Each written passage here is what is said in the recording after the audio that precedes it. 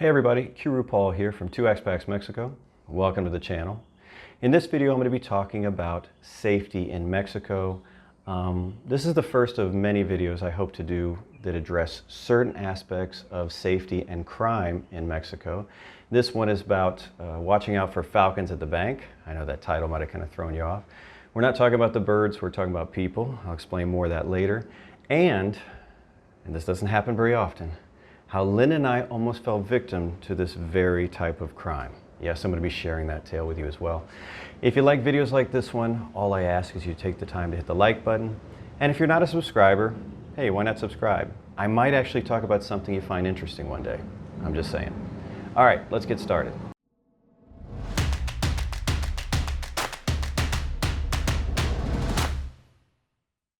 Okay, first things first, let's get this whole Falcons thing out of the way. We're not talking about birds, as I mentioned, we're talking about people. And the Spanish word for falcons is halcones, and that's what they call lookouts a lot of time in Spanish. And I think you might be able to figure out where this is going. So the way this crime works is that there are actually people inside the bank watching who's coming and going. The most popular times to do this are when the bank is at its busiest and on the busiest days of the week, so they have more people to watch. They're seeing who's taking how much out of ATMs and who's taking a significant amount of money from the teller windows themselves. Once they've identified the target, the Falcon will then either call or text somebody outside who will intercept that person and relieve them of their cash. So the robbery generally happens either in the parking lot outside or in the vicinity. A common practice for some of these criminal organizations is to either puncture or deflate one of your tires, so when you pull out, it kind of goes a little flat, you stop to change it, you get robbed. Sometimes they'll actually follow you all the way home before the robbery occurs. Now, when you go into the bank, you can sometimes see these people that would be likely falcons. They're people that are standing in a bank and they don't look upset that they're standing in line all day. In fact, they're not even interested to stand in line. They're kind of standing off to the corner. They're either on their cell phone the whole time watching people, or they're texting the whole time watching people. But they're in no particular hurry. And when someone's robbed shortly after leaving a teller window, after withdrawing a significant amount of cash, and when I say significant, it might be $1,000 or more, what those investigations often find is that the Falcon is actually a bank employee.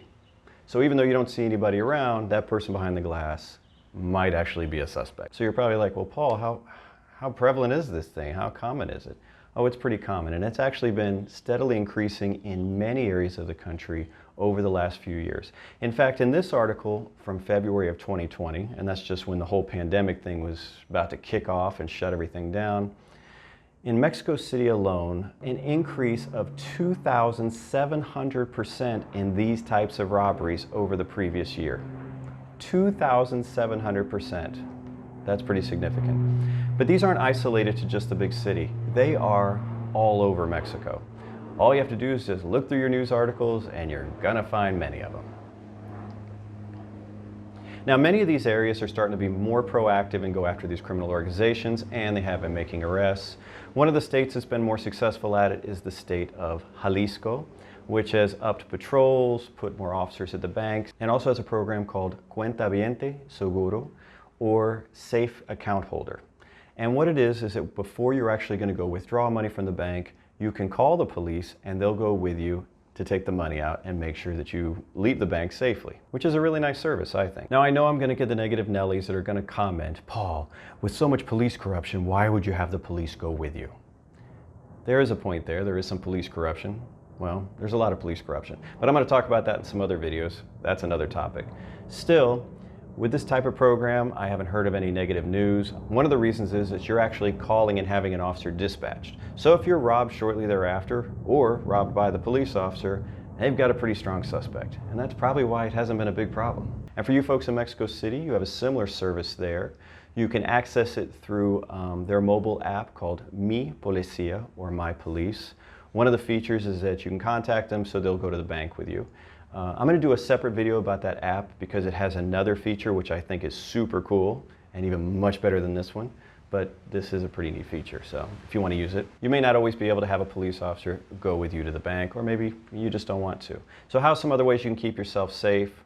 Well, one is try to limit the amount of cash that you're getting out at any one time anyway. Try to pay for things electronically as much as you can. If you're down here as a foreigner and you're using credit cards with no foreign transaction fees, that's a good way to pay for bigger things. And for you folks that live in Mexico and may have larger purchases, like when we first moved down, we had a screen room put in on our back porch, and some of our neighbors have had, furniture built, some things that you may be talking about thousands of dollars. Don't go down and get thousands of dollars out because you may not make it to your car. Pay for those things electronically. If you have a Mexican banking app, it is super easy to pay anybody else with any other Mexican bank via those apps. You don't even need a third-party app. Super easy. If you don't have that and you're a foreigner living in Mexico but you don't have a Mexican account, paying electronically can sometimes be a little bit more problematic. One thing that some of our friends have done in the past is, let's say one neighbor who does not have a Mexican bank account has $3,000 worth of work done to his condo and needs to pay the contractor. What he'll do sometimes is the neighbor next to him, they're friends, the neighbor has a Mexican bank account, that neighbor will easily transfer the money to the contractor. Both of these neighbors have US accounts, or both of them have Canadian accounts, and the one neighbor will pay the other neighbor back that way. There's always some way around it, but going down and taking out that amount of money is just a bad idea. Always be aware of your surroundings. Try to choose banks where there's already police officers outside or stationed or patrolling. That's helpful. Look for those people that might be possible Falcons. If you go back to your car and one of your tires is flat, then go back into a store immediately. Watch and assess the situation. Maybe you need to go ahead and call the police and have them meet you out there and make sure this isn't some kind of robbery attempt. Again, just be super alert. And that brings us to our story. How Linda and I were almost the victim of this very same offense. It was in September of 2019. We were going to a bank that's located in a large shopping center in Playa del Carmen. I'd go to the bank, which is actually a very busy chain. There's usually a police around. No real police that day. As far as looking for Falcons, there's so many people and there's so many people standing around, there's always that possibility. After I get money out, I don't usually go straight back to the car. I come out and I watch who's watching me. I'll often go to another store just to pay attention, and that is what I did on this particular date. Linda had gone to the grocery store, so I met her there. We came back out, I'd look around. I didn't see anybody I noticed from earlier at the bank. We went to the car, loaded it up. I got in the driver's seat, she got in the passenger, and we pulled out. As soon as we hit the highway, it's really loose in the front, flat tire, or going flat. Well, traffic was heavy enough that I didn't have a good space to pull off anywhere. So I said, you know what, I'm just gonna continue. I was planning on going maybe another 3/4 of a mile to a place where Linda was gonna get her nails done. I said, I'll deal with the tire thing there, and I just kept on going. I pull in the parking lot, it is completely flat. Linda goes in to get her nails done.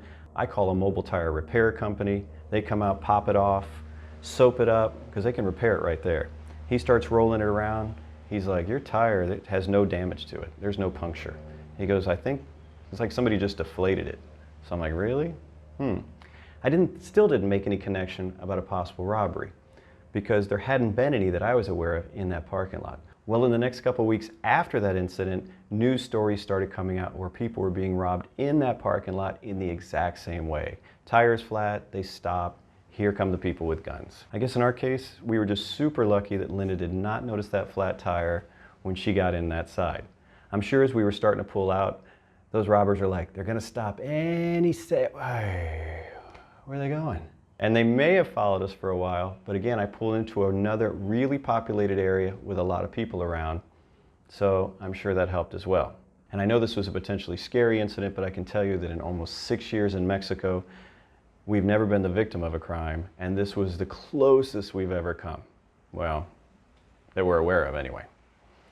Well, I hope you found the video informative. I've got more planned. So stay safe, and until then, hasta luego.